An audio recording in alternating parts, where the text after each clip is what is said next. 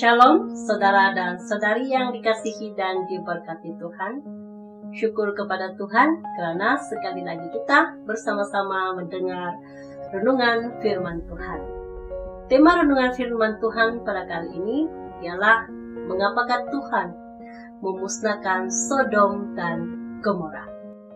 Saudara, mari kita melihat bersama-sama ya, mengapakah Tuhan memusnahkan Sodom dan Gomora. Saya pertama membuat persiapan. Suatu saya membuat persiapan dan saya membaca apa yang telah saya persiapkan. Saya merasa hamba, saya tidak merasakan sesuatu. Lalu saya berdoa. Saya kata, Tuhan mengapa? Saya berdoa lagi. Dan lalu tiba-tiba saya berdoa seperti ini. Saya kata, Tuhan ampuni saya. Saya mau meminta sedikit isi hatimu. Sedikit apa yang engkau lihat. Mengapakah engkau memusnahkan kota Sodom dan Gomora yang engkau sendiri telah sediakan sumber materialnya, yang engkau sendiri telah menyediakan sebuah tempat yang begitu cantik, yang begitu indah, dan akhirnya engkau sendiri yang memusnahkan penduduk kota Sodom, hewan serta tumbuh-tumbuhannya sekali. Ya, saudara dan saudari, mari kita melihat renungan firman Tuhan ini. Mengapakah Tuhan memusnahkan Sodom dan Gomora? Sodom dan Gomora merupakan sebuah kota yang berasingan namun tinggal berdekatan, dan merupakan rakan sekutu dan punya hubungan yang sangat baik dan punya gaya hidup yang sama sekali, saudara. Kota Sodom dan Gomora sangat terkenal dengan kekayaan, dengan sumber alam semula jadi, dengan sumber material yang menjanjikan kesenangan, kekayaan kepada penduduknya, bahkan kepada orang luar yang mau datang ke situ, yang mencari tempat tinggal. Dan inilah yang terjadi kepada Lot dan Abraham, di mana Lot suatu ia diberi peluang untuk memilih arah manakah, tempat manakah yang ia akan pilih untuk tinggal. Lot melihat kota Sodom itu sangat indah sekali. Kalau kita lihat dalam Kejadian pasal 13 ayat yang ke-10, dikatakan di sini, lalu Lot melayangkan pandangannya dan dilihatnya lah bahwa seluruh lembah Yordan banyak airnya, seperti taman Tuhan, seperti tanah Mesir sampai ke Zoar. Ya. Dikatakan di sini Lot melayangkan pandangannya. Dan dilihatnya lah.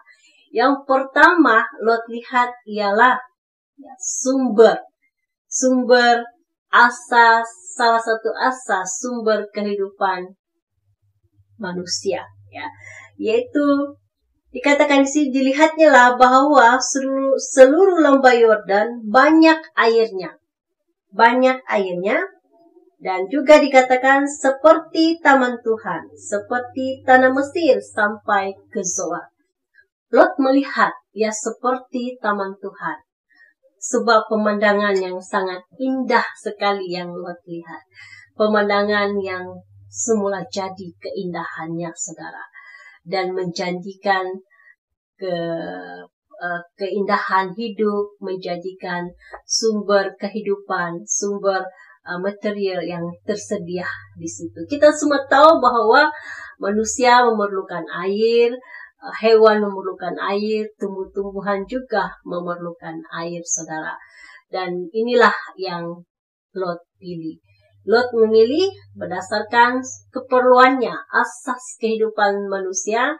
Dan yang kedua, Lot memilihkan berdasarkan keindahan yang ia lihat. Itulah dasar Lot memilih tempat tinggalnya, saudara. Dan apa yang kita pelajari di sini, Lot melupakan sesuatu. Lot lupa mau ambil tahu, dan Lot tidak ambil tahu pun, ya. Bagaimanakah kehidupan penduduk yang bakal ia tinggal bersama-sama? Gaya hidup mereka seperti apa? Apakah kesannya, pengaruhnya terhadap dirinya, terhadap keluarganya, dan anak-anaknya? Dan istimewa sekali pengaruh terhadap kehidupan kerohaniannya sebagai anak-anak Tuhan. Dan Lot tidak mempertimbangkan ini, saudara. Dan ayat ini mengingatkan saya kepada satu ayat dalam Alkitab. Kita lihat di dalam 1 Samuel pasal 16. Mari kita lihat 1 Samuel pasal 16 ayat yang ke-7, ya. Di mana ayat ini merupakan suatu Samuel mau mentabiskan Daud sebagai raja, ya. Ayat yang ke-7, tetapi berfirmanlah Tuhan kepada Samuel, janganlah pandang parasnya atau perawakan yang tinggi, sebab aku telah menolaknya.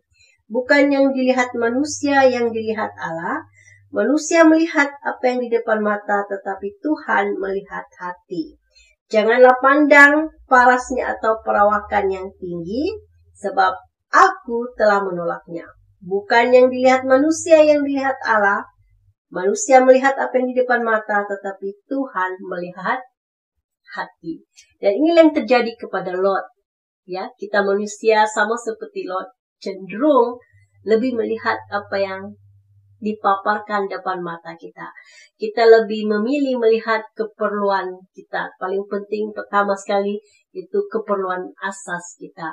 Dan yang kedua, keindahan yang disajikan.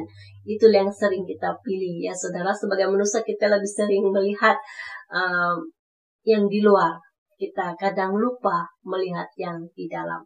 Kita sering melihat kehidupan kita pada hari ini, keperluan kita hari ini, tanpa melihat kesan pilihan kita pada hari ini pada masa akan datang. Dan inilah yang sering kita lupakan dan sering dilakukan.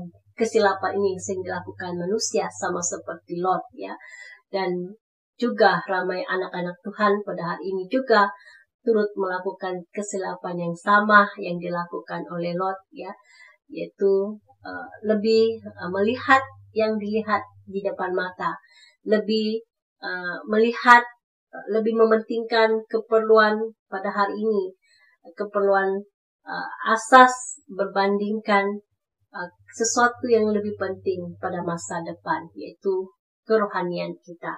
Ya, dan Tuhan mengajar kita dalam 1 Samuel 16 ayat 7b, Tuhan berkata bahwa Tuhan melihat hati.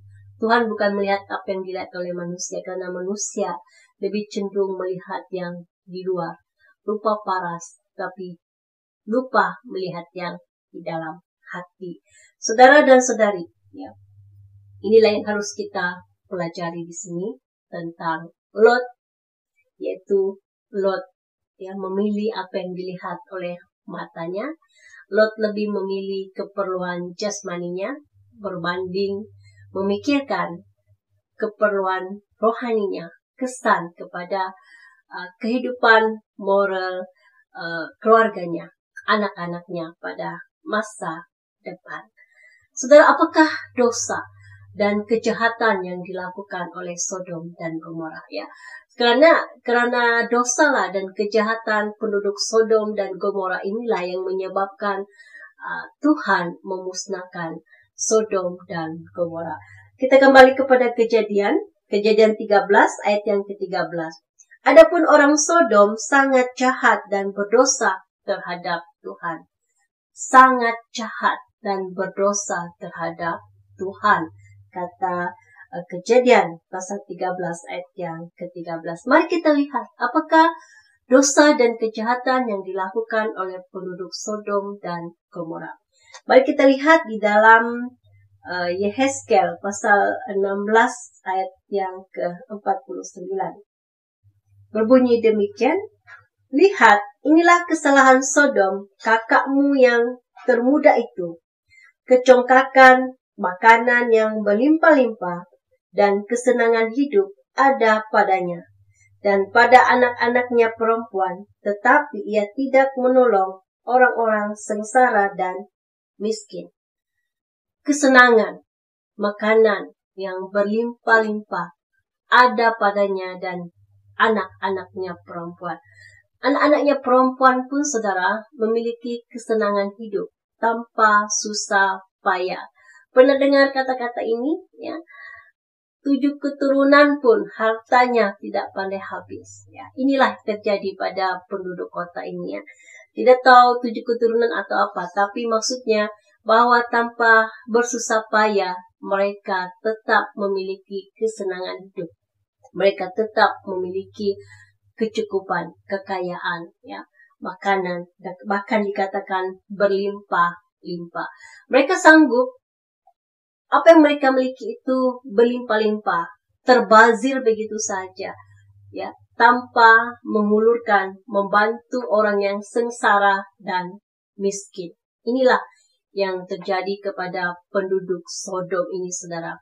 Mereka congkak, mereka angkuh, mereka sombong dengan apa yang mereka miliki, dengan kekayaan mereka, ya. Mereka sombong, mereka angkuh, dan inilah yang menyebabkan mereka, mata hati mereka buta, sehingga mereka tidak ada rasa kasihan untuk menolong orang yang sengsara, sehingga mereka tidak lagi ada rasa hati untuk memberikan pertolongan kepada orang lain. Hati mereka sudah keras, ya. Mereka sombong, mereka lupa kekayaan yang mereka miliki itu adalah datang dari Tuhan, ya. Karena mereka berkata mereka tanpa susah payah pun mereka sudah kaya dan kekayaan mereka tidak pandai habis. Maka anak perempuan mereka tanpa bekerja pun juga punya kekayaan yang sama, saudara. Namun inilah yang menyakitkan hati Tuhan. Congkak, mereka sombong, mereka congkak, bangga dengan mereka memiliki dan mereka tidak menghulurkan bantuan kepada mereka yang sengsara dan miskin. Ya. Inilah yang menyebabkan mereka menerima hukuman dari Tuhan. Dan yang kedua, mari kita lihat apakah dosa dan kejahatan yang dilakukan oleh penduduk kota Sodom dan Gomora ini. Kita lihat dalam Yudas pasal 1 ayat yang ke-7 berkata demikian. Sama seperti Sodom dan Gomora dan kota-kota sekitarnya, yang dengan cara yang sama melakukan percabulan dan mengejar kepuasan-kepuasan yang tak wajar, telah menanggung siksaan api kekal sebagai peringatan kepada semua orang. Katakan di sini bahwa mereka melakukan percabulan dan mengejar kepuasan-kepuasan yang tak wajar. Gaya hidup yang songsang, gaya hidup yang bertentangan dengan moral, saudara. Ya, hubungan seks yang songsang. Contohnya, pria dengan pria, wanita dengan wanita, manusia dengan hewan, dan cara seks yang bertentangan, yang tidak wajar. Inilah yang dilakukan oleh penduduk kota Sodom dan Gomora dan kota-kota di sekitarnya yang turut serta melakukan kesalahan yang sama yang dilakukan oleh penduduk kota Sodom dan Gomora ini. Dan yang lebih menyakitkan hati Tuhan, saudara. Mari kita lihat di dalam Yesaya. Kita lihat di dalam Yesaya pasal 3 ayat yang ke-9 berkata demikian. Air muka mereka menyatakan kejahatan mereka. Dan seperti orang Sodom, mereka dengan terang-terangan menyebut-nyebut dosanya, tidak lagi disembunyikannya. Celakalah orang-orang itu, sebab mereka mendatangkan malapetaka kepada dirinya sendiri. Air muka mereka menyatakan kejahatan mereka. Kejahatan hati dan pikiran mereka tercermin, terlihat di muka mereka. Melihat mereka saja kita sudah mengenal. Mereka sudah diketahui bahwa mereka, hati mereka jahat dan perbuatan mereka jahat. Dan dikatakan di sini mereka dengan terang-terangan menyebut-nyebut dosa mereka. Dengan bangga menceritakan dosa yang mereka lakukan, percabulan yang mereka lakukan, gaya hidup yang songsang yang mereka lakukan. Mereka bangga menceritakannya kepada orang lain. Ya, dan juga dikatakan bahwa Dan orang-orang Sodom, mereka dengan terang-terangan menyebut dosanya. Tidak lagi disembunyikannya. Tidak lagi disembunyikan. Ya. Mereka bukan saja menceritakannya, tapi juga mereka tidak menyembunyikan apa yang mereka lakukan. Mereka melakukannya di khalayak orang, di depan orang. Inilah yang terjadi pada zaman ini, saudara. Ya, kita lihat di television, kita melihatnya di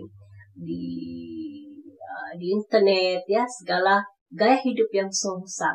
Bahkan mereka menyuarakan hak mereka, yang mereka minta bahwa gaya hidup mereka itu bisa diterima, gaya hidup mereka itu bisa dibenarkan, ya, disahkan, saudara, ya, yang salah itu bisa kita terima.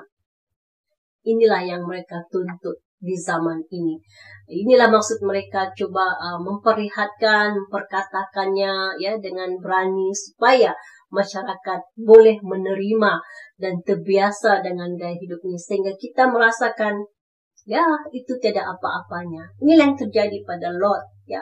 Lot terbiasa dengan gaya hidup mereka. Lot merasa tidak apa-apa. Inilah yang terjadi pada Lot, saudara dan saudari. Demikianlah kita pada zaman ini, ya.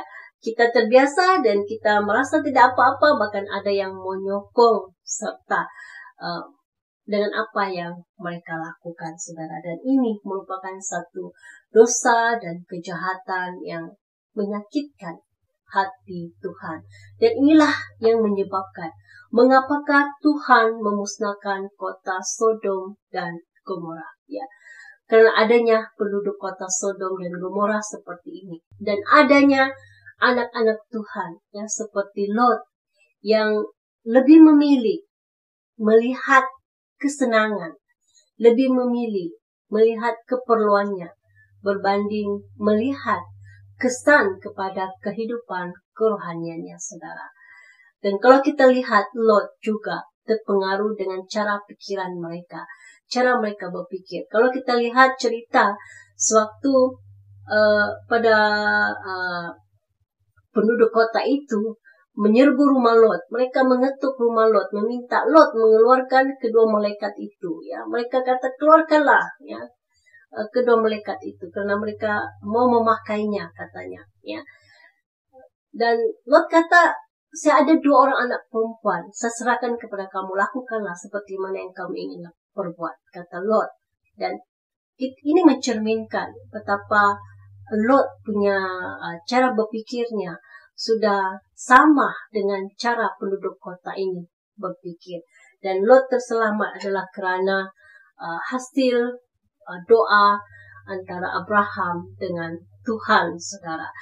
Janganlah kita menjadi seperti Lot, saudara, yang lebih memilih kesenangan di dunia ini, yang lebih memilih keperluan asasnya secara manusia berbanding memilih keperluan rohaninya sebagai anak-anak Tuhan.